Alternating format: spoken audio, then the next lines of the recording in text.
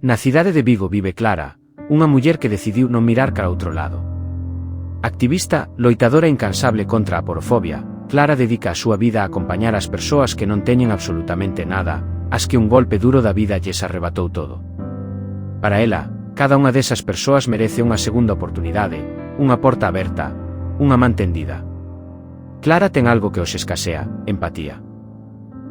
Nunha sociedade onde medra cada vez máis o rexeitamento cara as persoas pobres, onde se estigmatiza a quen menos ten, ela resiste. Sabe ben o que significa a aporofobia, esa aversión, ese desprezo silencioso ou ás veces moi evidente cara as persoas desamparadas. E dolle vela medrar nas rúas que percorre cada día. Na cidade hai quen ostenta o poder e repite unha frase que cala en moita xente, que ninguén dorme na rúa se non quere. Para Clara, esa afirmación non só é falsa, senón perigosa. É unha frase que estigmatiza, que intoxica, que simplifica unha realidade complexa e dura. Porque quen a escoita sen coñecer o que hai detrás, acaba por crela. E así, pouco a pouco, o prexuízo convértese en verdade social. Clara coñece Vigo por dentro. Non o Vigo das luces nin das postais, senón o das colas da fame, esas que cada día medran mentres algúns intentan ocultalas con discursos baleiros. Ela sabe que a pobreza non se agocha, combátese. E tamén sabe que moitas das persoas que fan esas colas non buscan só un prato de comida. Buscan algo máis sinxelo e máis difícil ao mesmo tempo, ser escoitadas. Pero escoitar require saber. E segundo Clara, iso é algo que falla no servizo de benestar do concello, onde ás veces a prepotencia pesa máis que a humanidade.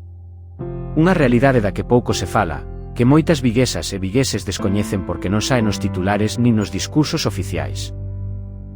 Cando remata a súa xornada laboral, Clara non descansa. Vai ao encontro das persoas sen teito, axuda no que pode, acompaña, fala, escoita. E logo, xa na casa, abre as redes sociais. Alí atopa novas, declaracións institucionais e comentarios. Comentarios que lle doen. Porque en cada un deles ve como a aporofobia medra sen freo, como o odio se normaliza, como a falta de empatía se espalla. É triste pensa que isto suceda nunha cidade rica como Vigo. Pero é a realidade. Unha cidade sen un padrón real de persoas sen fogar. Unha cidade onde se fala dun albergue municipal que, en realidade, non o é. O edificio coñecido como a Casa do Pescador pertence á Igrexa, que o cedeu ao Concello. Alí sitúase o Centro Integral de Inclusión e Emerxencia Social, pero a súa xestión está externalizada, actualmente en mans da Cruz Vermella baixo unha concesión. Un servizo privatizado que se presenta como público. E, malia o seu nome, ese centro ten pouco de inclusión.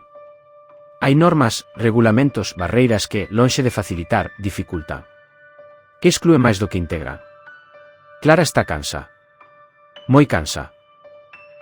De escoitar mentiras, de ver como se maquilla a realidade, de comprobar como a cidade que moitos idealizan agocha tamén moita miseria. Pero hai algo que a mantén en pé, a convicción de que o seu labor importa. Ela segue. Porque cree que algún día máis xente se achegará a ver o que ela ve. Que entenderán que Vigo non é só fermosura, senón tamén dor.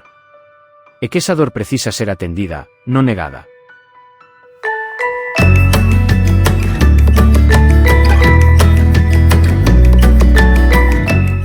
Visita a nosa páxina web o rexistroesquecido.wordpress.com e non che esquezas de seguirnos en X na conta o Rexistro, en Facebook o Rexistro Esquecido. Grazas pola túa visita.